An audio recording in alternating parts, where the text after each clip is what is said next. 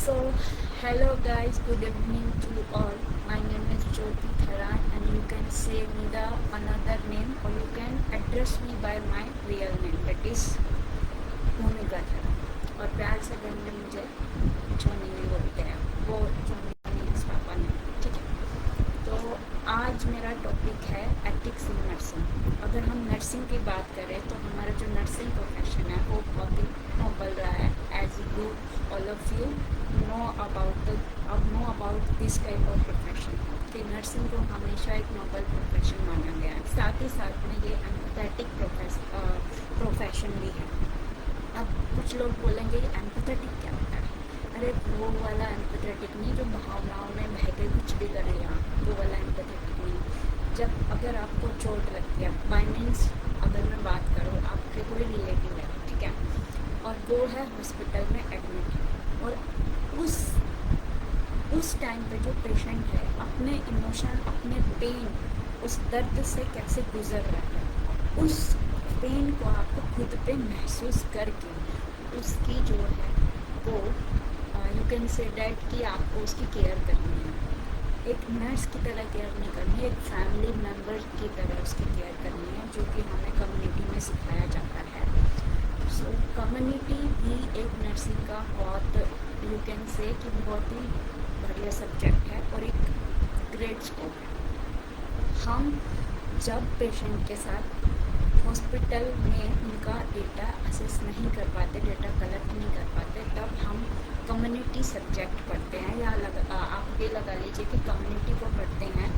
जिस पेशेंट को हम हॉस्पिटल, या जो पेशेंट है हॉस्पिटल में नहीं जा सकता, अपनी मेडिसिन नहीं ले सकता, खुद इतना एबल नहीं है कि वो हॉस्पिटल तक जा सके, या फिर आप बोल सकते हो कि उनकी फैमिली मेम्बर्स की जो इकोनॉमिक स्टेटस है वो इतना बिलो पॉवर्टी लाइन है, बीपीएल है, कि वो अपना बेसिक नीड जो होती है, मतलब मेडिकेशन हो गया, हॉस्पिटलाइजेशन हो गया, डायग्नोस्टिक हो गया और स्क्रीनिंग हो गया, वो भी नहीं खरीद सकता या अफोर्ड नहीं कर सकता। तो उस टाइम पे हम क्या करते हैं, कम्युनिटी का स्कोप यूज़ करते हैं।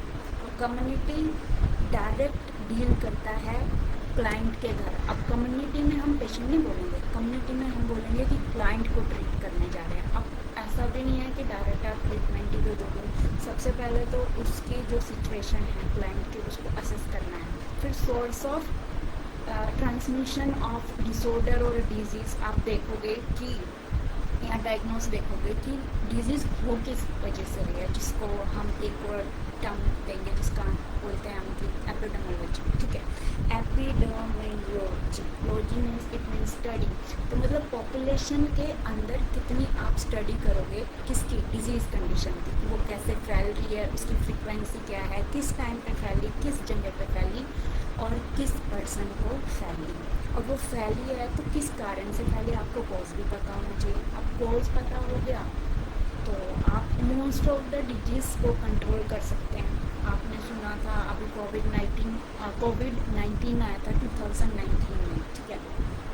तो ऐसा नहीं है कि वो सिर्फ 2019 में आया था, वो पहले भी उसका आउटब्रेक हो चुका था, लेकिन हमारे इंडिया में उसको पैंडेमिक घोषित कर दिया गया था। पैंडेमिक मतलब जो एक कंट्री से लेके वर्ल्ड वाइड स्प्रेड हो जाए, that is called the condition of pandemic. जिसका आउटब्रेक हो जाए और इतना हो जाए कि हमारे कंट्रोल में ना होकर वो ग्लोबली फैल जाए, that is called pandemic disease, ठीक है।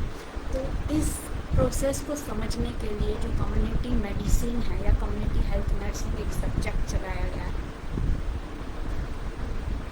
क्या हो गया?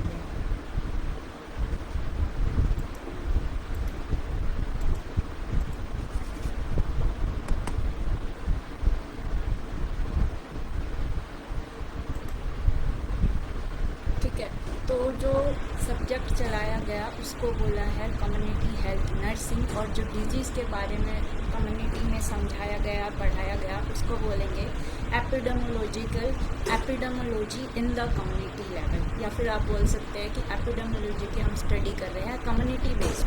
कम्युनिटी का मतलब ये नहीं है कि बहुत सारे लोग हैं एक कम्युनिटी में रह रहे हैं, ठीक है, वो भी आप बोल सकते हो, लेकिन कम्युनिटी का मेन जो एम है या मेन जो डेफिनेशन है वो ये है कि एक जियोग्राफिकल एरिया होता है जिसमें सबके बाउंड्रीज सेट होती है।